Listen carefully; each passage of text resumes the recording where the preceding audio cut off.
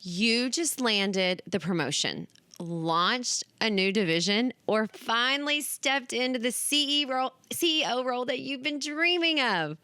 And instead of feeling like a boss, you feel like a fraud. You're exhausted. You're second guessing everything, every email, and you're wondering if you finally reach your level of incompetence and I just can't do this anymore. I've got some good news for you. You are not failing. Your brain is in threat mode.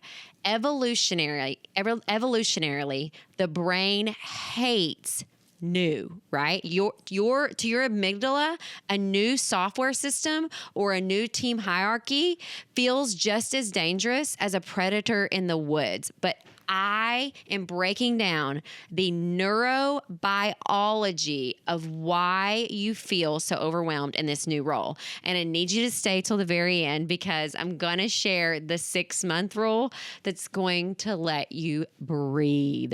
And it will instantly lower your cortisol and stop you from quitting in the messy middle before the miracle happens. So let's get into it. We expect ourselves to be as competent in a new role on like day 10 as we were in a role that we previously held on like day 1000. And so overwhelm is just a physical signal that your brain is processing too much new data at once, okay? It's not a reflection of your ability. It's a reflection of your biology. And so there's an amygdala hijack here, right? And it explains why you're so tired in this new role or new transition or feeling overwhelmed as you step into this new seat.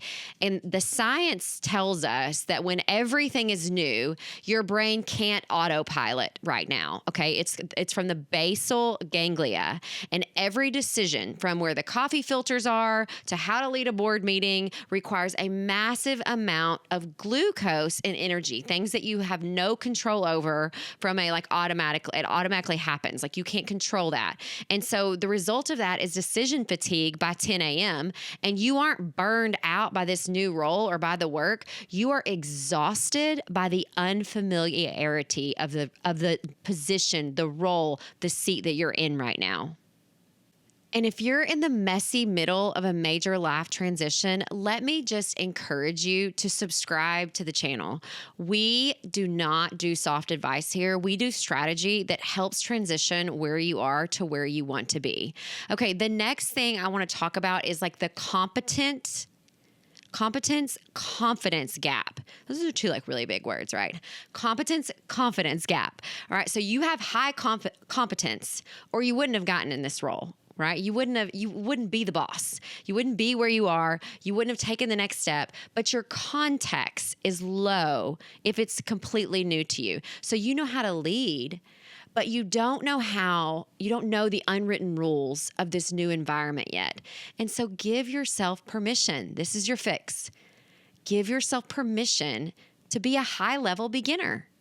Ask the stupid questions now while you're new because it will be embarrassing in 6 months. So ask them now. They're not going to give you a demotion or cut you on your first week. Ask those questions now because then we start to narrow that competence confidence gap and start to feel more confident about what it is that we know. And there's less that we don't know, right?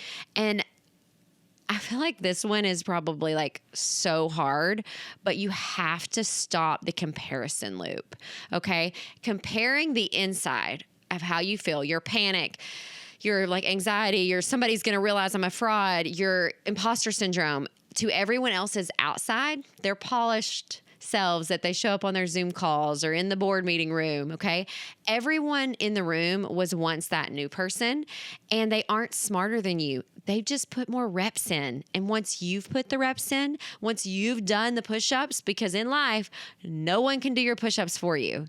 Once you've done that, you're going to feel that confidence too. And if you've stepped into a new role and the weight of the responsibility is keeping you up at night, let's build you a support system. You don't have to white knuckle this transition alone. Book a free strategy call with me and we'll talk about it. And we'll talk about some quick, easy strategies that will get you from where you are to where you want to be in the first 90 days. Okay. Those first 90 days are huge, and you can get out of that survival mode and into or back into the leadership mode. All right. And here is the 6-month rule that I promised you at the beginning of the episode. Okay. It takes approximately 6 months, 180 days, for your brain to build the neuro pathways to make the new role feel normal. Okay. So stop evaluating your performance daily and give yourself a 6-month grace period, just like you would anyone else that you hire.